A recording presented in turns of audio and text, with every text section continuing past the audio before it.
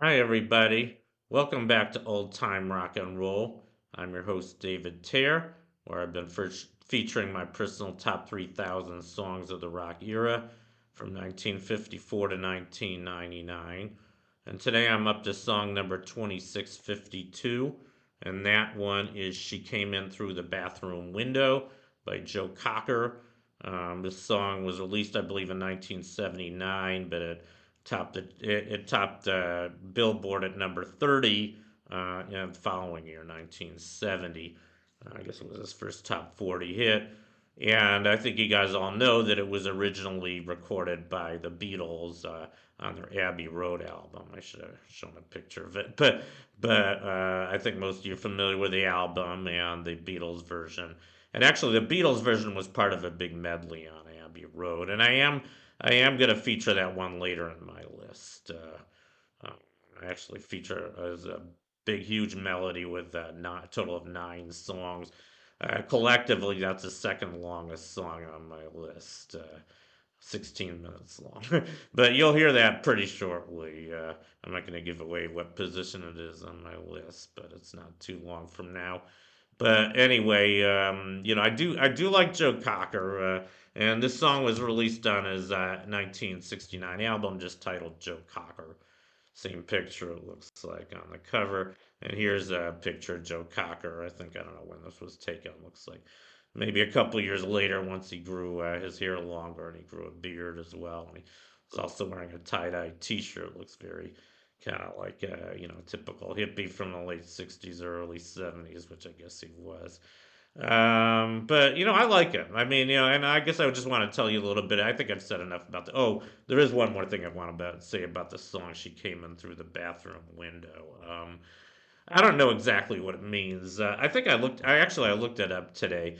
Apparently, there was a fan of the Beatles who was trying to sneak into their concerts, I guess. And I think maybe one day she snuck in through the bathroom window of the concert venue. I think Paul McCartney knew her or knew that she tried to do this. And I think that was the inspiration for this song. I never understood it before. I thought they just kind of made it up. But there's a very funny scene, and I don't know how many guys saw the movie Across the Universe, which I think is a really, really excellent movie. It's kind of a fantasy movie about these this guy from Liverpool and also some kids from America and how they all get together and kind of like a it's a good story about some teenagers and young adults in the late '60s, and they it's a musical where they play all Beatles songs in it. And a lot of the characters in the movie are named after people in some of the Beatles songs. Like the main character's a kid named Jude, from Hey Jude, and there's also Max, like Maxwell Silverhammer. He's his best friend, and then I think Max's sister. I think her name was Lucy, like Lucy in the Sky with Diamonds. And there was another character named Prudence, and she was an Asian girl, and I guess she had a crush on Jude, and they all end up at this kind of cheap apartment in Manhattan, I think it was, and Prudence sneaks into the apartment through the bathroom window. It's very funny, and then when she comes in, she introduces herself, and then afterwards, Jude comments kind of sarcastically, "She came in through the bathroom window." I thought that was hilarious. So anyway, I guess that's enough said about the song. Then we can just talk about Joe Cocker now. He was born in 1944. He died in 2014. I guess he was only 69 or 70 when he died. But he was born in Sheffield, England, and he was very popular, mainly in England. I guess he started out in England. He became popular nationwide, as I'm sure you all know. But he part of the reason he got popular was he played at some big, huge rock festivals, including Woodstock and the Isle of Wight Music Festival. Both of those were in 1969. I think you guys all know about Woodstock. That was like 500,000. I think it's the second biggest rock concert of all time. I actually read that there was a bigger one in England. I can't remember what it's called.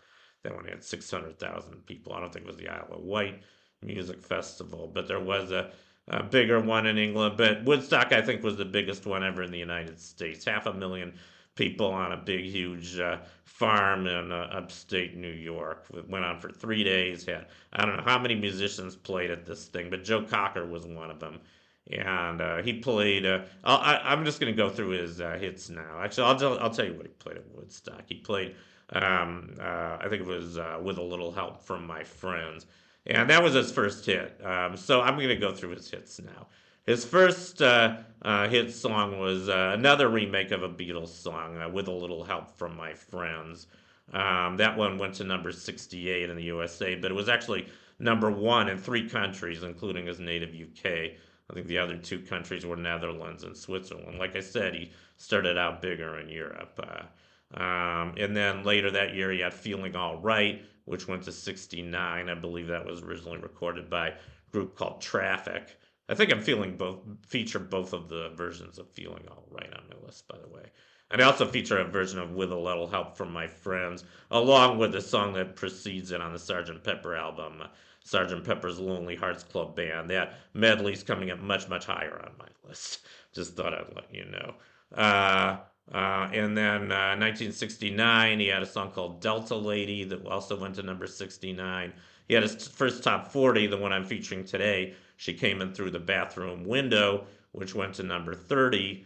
And then in 1970, he had his first top 10. It was, I think he did all covers pretty much. He did a cover of The Letter, which was originally number one song by the Box Tops from 1967. Joe Cocker's version went to number 7, and I believe it's a live version.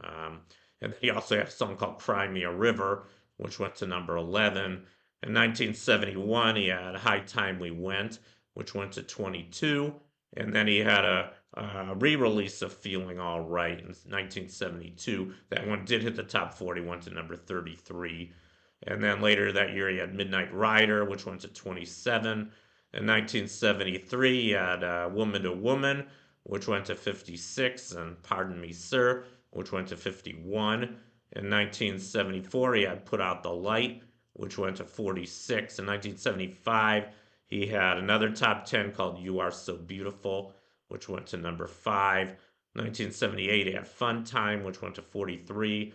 In 1981, he had I'm So Glad I'm Standing Here Today. That was along with a band called the Crusaders. That went to number 97, just barely made the Hot 100.